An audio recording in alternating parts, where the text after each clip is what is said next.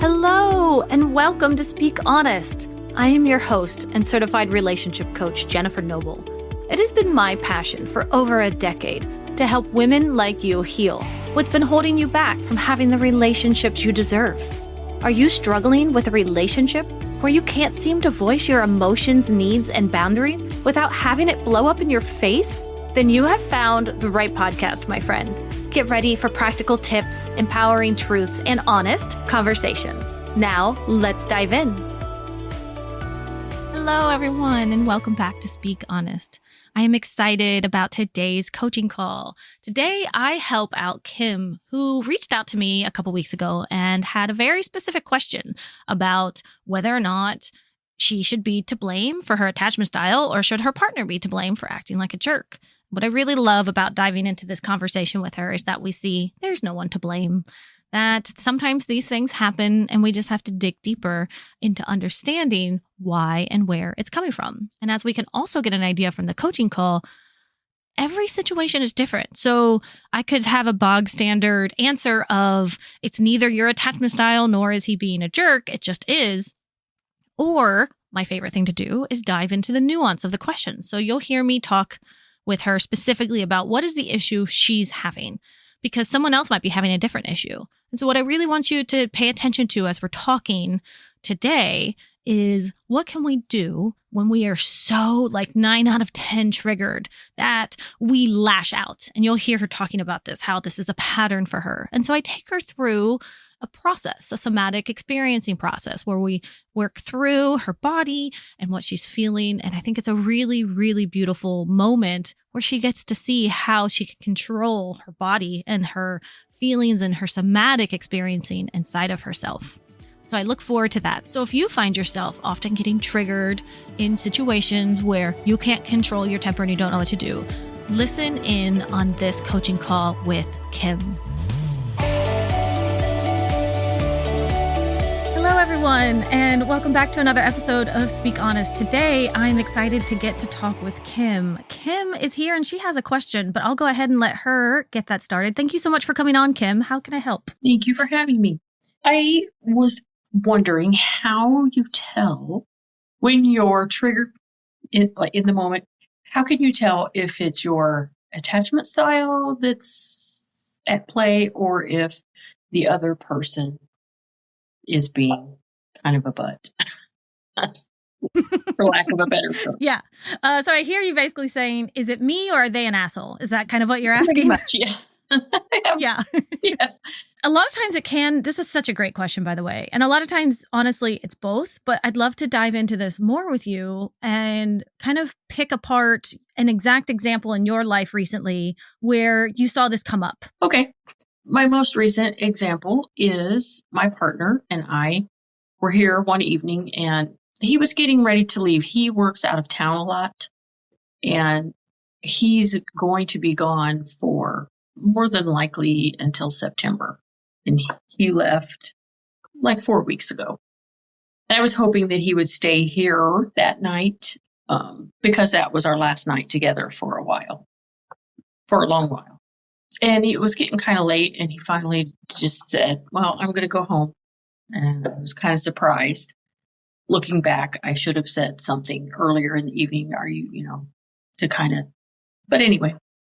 And then I said, well, you're not going to stay? And he goes, no, I've got stuff I need to do. It's going to be a long day tomorrow. He had to drive 6 hours while pulling his camper. And it just kind of set me off. And it's it hurt. I was immediately hurt because I thought, well, he doesn't really care about me. It's I'm not really sure in the moment. I wasn't sure how to process it, or in moments like that, you have to do that quickly. And it's I just was completely triggered and I didn't know. Is it me? Is it him? I guess it's probably, like you said, a little of both. Yeah.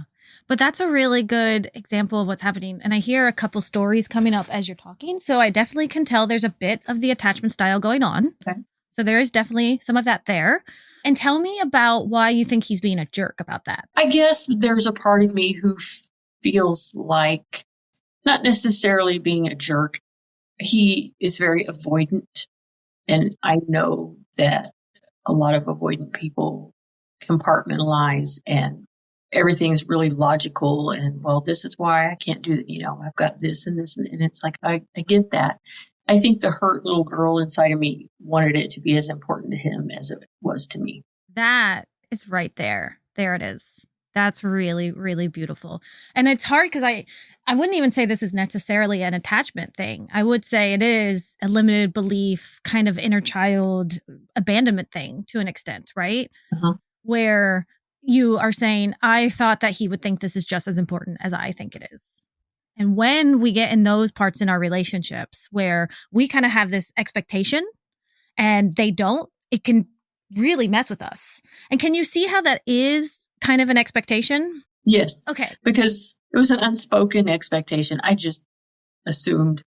And he'd been home all week, the week prior, but he was sick. And so he didn't want to stay here so that I wouldn't get sick, which was very considerate. Oh, that is very considerate. I just thought, well, the last night I won't see him unless I drive out there 6 hours. I won't see him until September, probably. So long. So I can absolutely see why you would be like, this is our last night together for like, I don't know, for 4 or 5 months or something. Yeah. It makes absolute sense why logically you're thinking, of course you're going to stay. Right. I absolutely can see your side of this. I just want to be very clear. Like, yeah, I think anyone in kind of a normal standard would be like, we're not going to see each other for 4 months. We didn't see each other last week. So you're going to stay over, right? Yeah. And also, when those things are not being communicated, it's kind of no one's fault then, right? For you getting triggered, it's not your fault. And for him leaving, it's not his fault. Sure. I see that now. Yeah. Actually, this is great. Let's back up real quick. How triggered were you in this situation? I was so triggered that I couldn't even. I tend to, and I know this about me, when I get hurt, I turn it into anger. And I am known to lash out. I was so triggered by it, I could shut completely down for a good while, for like days. I thought, he's not here, out of sight, out of mind. I just ruminated and fretted over it for way too long. Other things play into that as well. We've had kind of a rough season lately due to circumstances outside of us, but it was a whole it got bigger than it should have, I think. Yeah. So in this situation, I'm going to say something, but I don't want it to come across as blaming you. Okay. I just want to be really honest that as I'm hearing what's happening in this particular situation, I would say unequivocally, this is your trigger activating. Okay. So this is your responsibility to work towards and kind of dig into it, right? But I say that as an empowering way. Can you hear that as an empowering way? Yes. I figured the amount that I was triggered with it, I thought, oh, that's got to be work that I need to do. That's got to be something within me. But in the moment, before I opened my mouth, yeah, in the moment, it's like, ooh, yeah. It's like, oh, that pause is so important. And I couldn't make it happen for some reason. And how do you feel about that? Like after you've been through this and this happened a couple weeks ago and everything's been happening, what are things like with you and your partner now? They're very distant. We've not talked a lot since he left. Text messages are informational only, pretty much. Okay. Is this a result of what happened between you, or is this pretty normal? This is a result of my lashing out. Okay. And how did you lash out towards him? I just said, well, you clearly don't care about me, and I don't understand what we're doing here, what we're doing anymore. This isn't going to work. It's not going to be enough. Okay. And how do you feel about did you say that in the moment when he said he was leaving? Did you just kind of did all of that kind of bubble up, or did you say that later? I said it later. Okay. Through a text message or voice call? How did that work out? Phone call. I called him after he left. For, I don't know, half an hour or so. I had enough time to sit here and get really mad. Oh, so it was the build. Okay, so it was within an hour of it just happening. And then you did the kind of disorganized attachment, I'm going to lash out really quickly kind of thing. Yes, ma'am. Absolutely. Oh, I've been there. I've been there more times than you can count. The more time you give us to stew, the worse it gets. Yeah, exactly. Okay, I want to try something with you. If you could go back in time and I could give you a magic wand and you could be completely open and vulnerable and say exactly what was on your heart to him, what would you have wanted to say? I would have wanted to say, because it is our last night together for a long long time. I really wish you would have stayed or even wanted to stay. I think that right there. I wish you wanted to stay. Yeah. When you say that, what comes up for you? I think I feel unimportant. I know in the moment, I felt unimportant. And I sometimes think or wonder if, I don't feel like that's asking too much, but I think maybe it's asking too much of an avoidant. Could be. This is a really great one because anything you ask is never asking too much. Let's just be very clear there. You can ask for the world, but if that's what you want, that's what you can ask for. Does that mean you get it though? Right? That doesn't, asking too much is never the problem. You can ask anyone, can I have $1 million? Hey, Kim, could I have $1 million? Like, I can ask. I can always ask. Like, if that's what I really want and need, that is always my prerogative. That is allowed for me to ask anything. It's never too much. Yeah, I don't feel bad for wanting that. I still kind of feel bad that he didn't want that. Yes, that right there was what you said before is I wish that he had wanted to stay. Now that is a place to be in. This anger and this hurt that you feel, I'm wondering if part of it is about yourself. Is there any part in this relationship where you do feel like you are self-abandoning yourself? There has been. Not so much lately, but yes, there has been before. Okay, yeah. And you don't feel cared for. And you mentioned, I feel unimportant. And are these beliefs, are these limited beliefs something that you felt before, or is this a new feeling? No, I felt before pretty much throughout my whole life. So one of the things that I like to explain to people is these big feelings that come up. So when your partner left for the day, and he's very logically thinking, I have a lot to do, I'm going to go home. He just wasn't even thinking, right? Sure. To you, that made you feel unimportant and it made you feel uncared for. But it had nothing to do with the situation in the moment, did it? It had everything to do with the 50 other times in your past when you felt uncared for and unimportant. And so that's why you had this big emotional reaction that came up and then you lashed out and you were like, you don't even care for me. What are we even doing here? Because if you push him away, you get to stay safe, right? Correct. What would you like to have happen? So if at the end of our conversation, you could have something, some sort of peace of mind, some sort of answers, what would you like to have by the end of this conversation? I totally see the disconnect between my rational self and my heart. It's like, how do you merge the two so that the heart doesn't hurt and the rational, like I said, logically, I know he cares about me. That's beautiful. So you want to know how to kind of merge. You have your conscious and your subconscious. Your subconscious is what you're kind of calling your heart, right? Your deep feelings inside of you that you can't control. Because as we know, our subconscious is responsible for about 95% of all of our thoughts and our blinking and our breathing and all of these things going on. We can't control it. But our conscious brain is that logical side. That logical side, like you said, I know he cares for me. Otherwise, he wouldn't be here. Otherwise, he wouldn't think to, tell me or text me, or he wouldn't have even come over, or he wouldn't have said, I don't want to get you sick. Logically, you know that stuff. So the part where we want to merge them is having compassion for that past self that felt uncared for or unimportant or unloved or not worthy.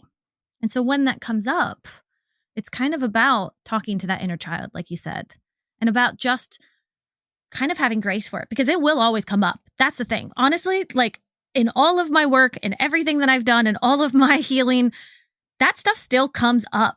We cannot just reprogram it away or auto suggestion away. We can do our best. We can work on it, but it's a bit like, those of us who are predisposed to maybe be a little bit heavier or a little bit more unhealthy. We have to go to the gym every day. We have to watch what we eat every day.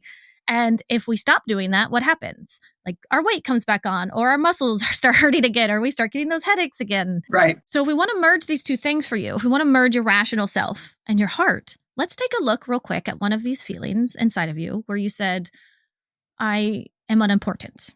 So let's do a little bit of a deep dive into the idea that unimportant is not a feeling. Okay. It's technically a perception. So how do you think someone who is thinking that they are unimportant is feeling? Sad. Beautiful. Beautiful. So you feel sad. Yeah. And if you could really say this to your partner, if you could really be honest, what I'm hearing you say is, I feel really sad because I think that I'm unimportant to you. That's what's underneath the lashing out, isn't it? It is. it's hard to be vulnerable.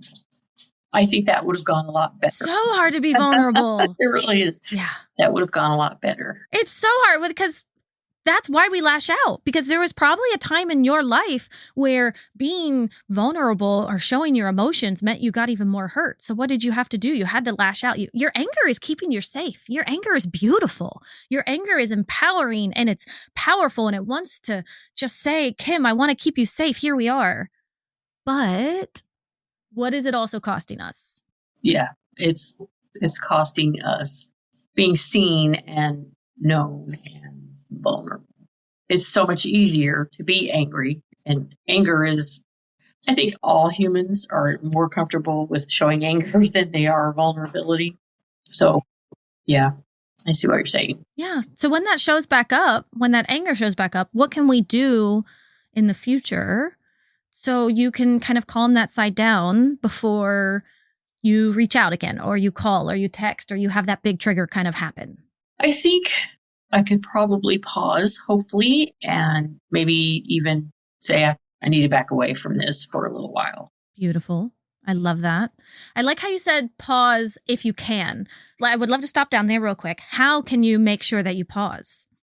That's the tough part.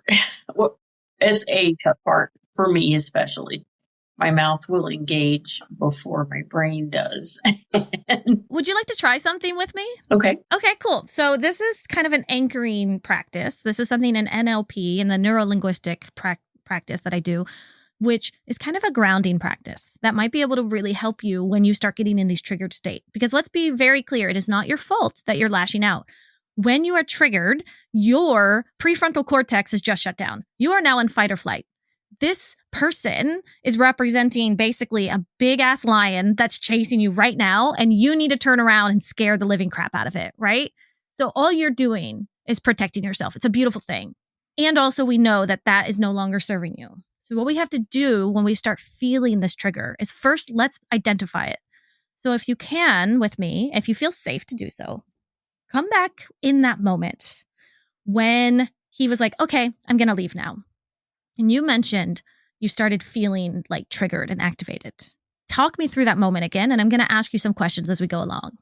It was just immediate. It was, and I wouldn't say it was rage. It was just, like I said before, the scared little girl. And the tears were just behind my eyes, just ready. And I had to immediately just redirect, or at least I thought I did. So you had a sense of fear and a sense of sadness, and you had tears behind your eyes. What else were you feeling in your body? Right now, if you think about it, where do you feel this fear? I would say in my chest. Is an urgency to, like, why are you pulling away? Why are you pulling away from me? Great. That's a great question. Why are you pulling away from me? And you're feeling it in your chest because that pulling away is that abandoned feeling, right? And when you were a kid, if you're abandoned, what do you think would happen to a child who gets left? Yeah, they don't survive. They wouldn't survive. Exactly. They wouldn't survive. So abandonment is just attachment is survival. So in your mind, you literally think you're not going to survive, and that's okay. So in these moments, when you feel it on your chest, what I want you to do is stick a hand on your chest. Where do you feel it? Like, is it up here? Is it down here? Is it off to the left or to the right? It's like in the center, right in the center. It just feels like beautiful, almost like a pressure. Like a pressure. Okay. Now let's go ahead and you can close your eyes or you can have a soft gaze. And I want you to take a big deep breath into that center pressure of your chest. And that feeling that you have, can you describe it for me? That pressure, does it have a shape or a color? I've never really thought about a shape or a color. It just is very intense. Is it like pressing down? Is it expanding? Is it crushing? It's like pushing out almost. Pushing out. Okay. What is pushing out? If you could give it a shape or a description, what is pushing out right now? It feels like the sternum is expanding. It's kind of weird. I've never really thought that's beautiful. Terms like that. Yeah. It's almost like, yeah. Yeah. So your sternum is expanding out. Is there anything behind the sternum that's pushing it out, or is it your actual sternum that's doing the work? Just if you want to close your eyes again and really look into it. You can take breaths into it. You can just really feel into it. Use your imagination and your body will tell you. I think it just feels like the anger is boiling up and pushing out. So there's a sense of anger almost behind your sternum, and that sternum is getting pushed out. Yeah, it's almost a how dare you. Almost. Yeah. Indignation. Oh, that's a good one. Oh, yeah. And I heard you say boiling. Yeah. And when water starts to boil, what happens? It just expands. Yeah. Right? It's like it expands. It goes all over the place. If you're not careful, it starts splashing out and it burns you. Oh, gosh. Yeah. I never made the connection. Yeah. That analogy is perfect. Yeah. So what we're doing right here is a bit of a somatic experiencing. This is Peter Levine's work. And so what I want to take you through is a bit of a grounding, anchoring technique that's going to help you, because nothing logical is getting you out of this space in the moment, is it? Right. We need to go deeper. We need to go more somatic into our body. And I hear you, and you're doing such a beautiful job. You already know, like it's in my chest, it's bubbling out. All of this is happening. The next step I want to ask you is, how can we stop? If you were just to envision, and just your imagination, not logic, only the kind of imagination, how do we stop something from boiling? Turn the heat down. Okay. And how would you turn the heat down in your chest? Like if you put your hand on your chest again and you visualize it in your mind's eye, if you can, how are you turning that heat down behind your sternum? I'm not sure, other than the only way I've ever dealt with it before is the lashing out and releasing the anger. Yeah. We want to try something new now, don't we? Right. Yeah. Yeah. So what else can we, instead of letting that water splash out and boil out and just like burn people along the way, what else can we be doing with that water? What can we add to the water maybe to make it stop boiling? Or what can we do to the water? Or what can we do to the sternum? Can we add any ice? Is there a pot back there? I don't know. Whatever you think. Yeah. Cool it down somehow. You could add ice or cool down the temperature. Do you like waterfalls, or do you like snow, or do you like any kind of that? Do you like any of that kind of stuff? What makes you feel happy? I love to watch it snow. Oh, okay. I do love waterfalls. Yeah. You love to watch it snow? Mm-hmm. What if, now try this out with me. Close your eyes again.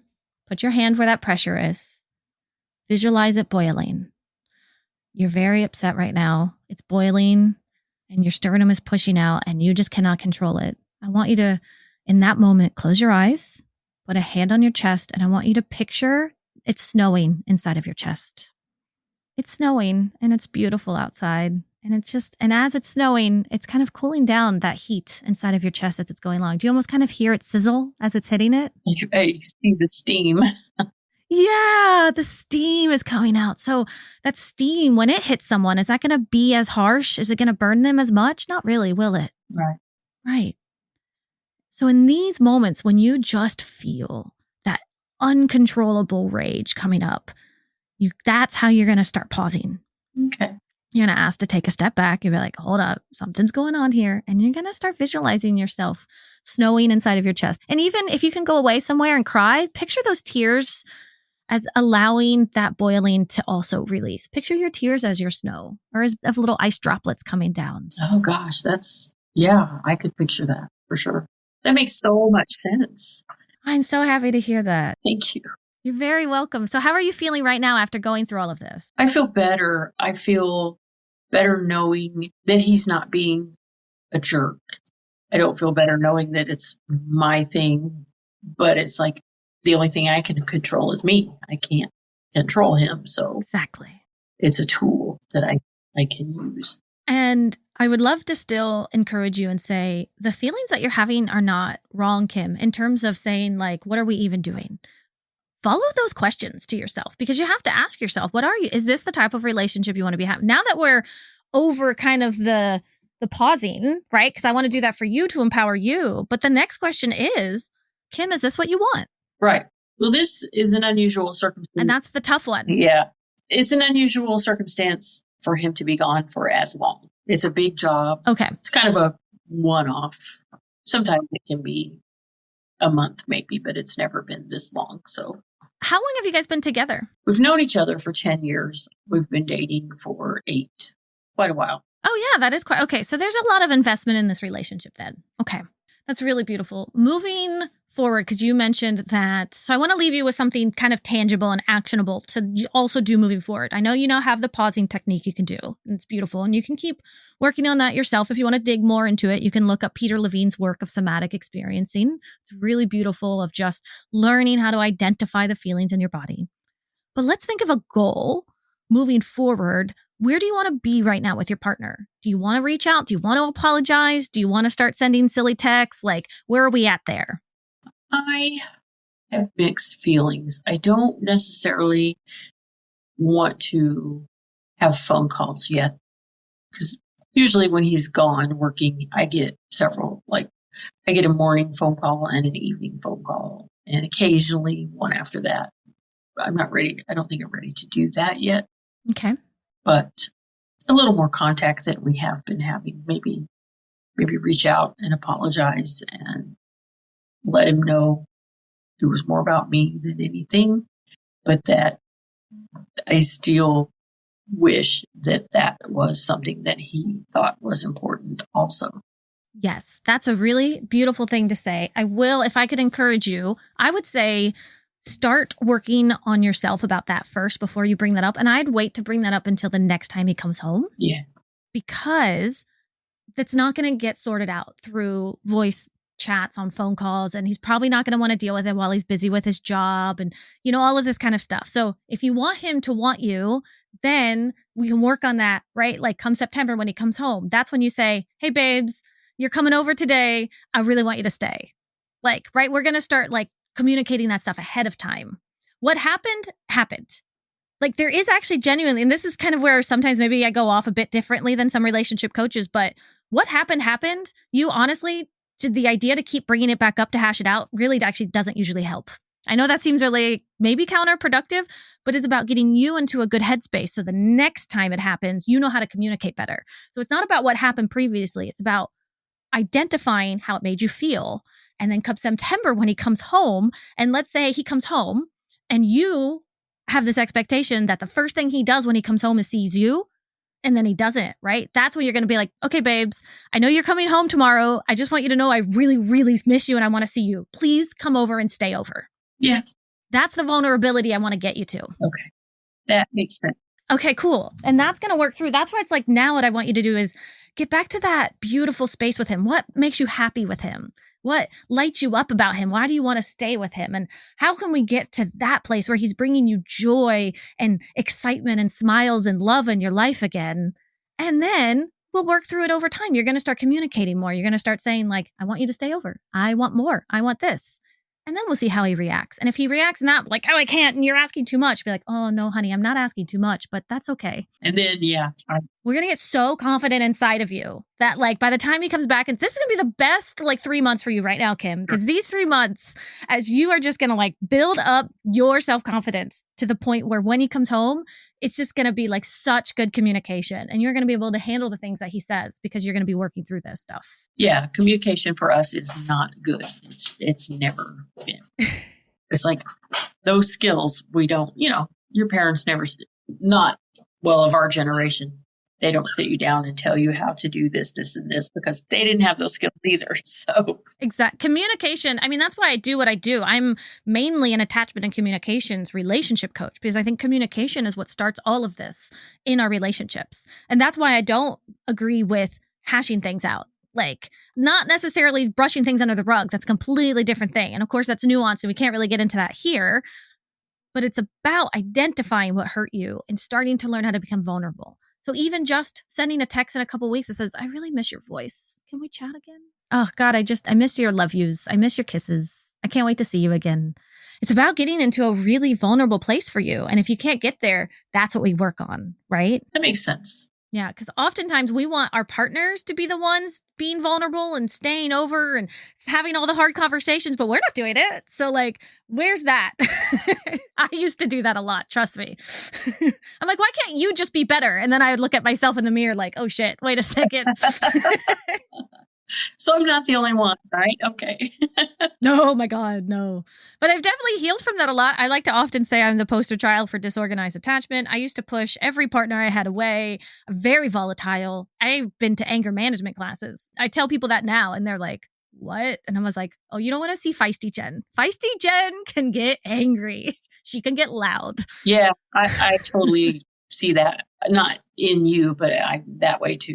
It's a disorganized thing. In yourself. Yeah, absolutely. Exactly. It's the volatility that comes up because it was what we were taught to stay safe. But as we wrap up here today, is there any other questions you have about this, or is there anything else I can do to help you in your journey? Not at the moment. I'm sure I'll have stuff, but yeah, I'm going to check your website out.